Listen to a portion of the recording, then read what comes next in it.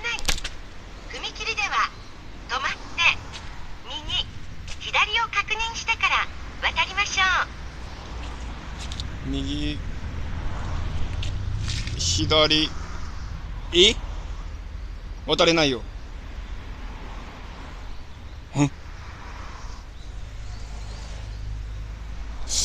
この踏切は渡れませんね。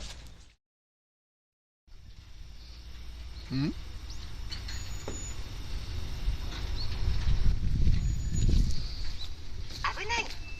踏切では止まって右、左を確認してから渡りましょう。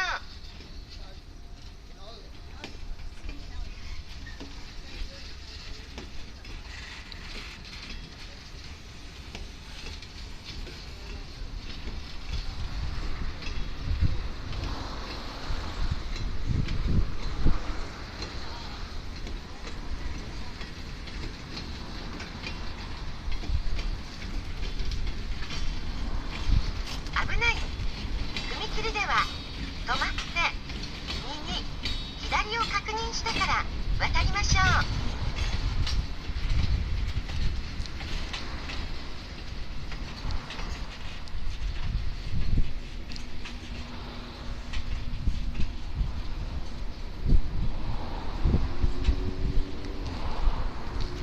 右、左。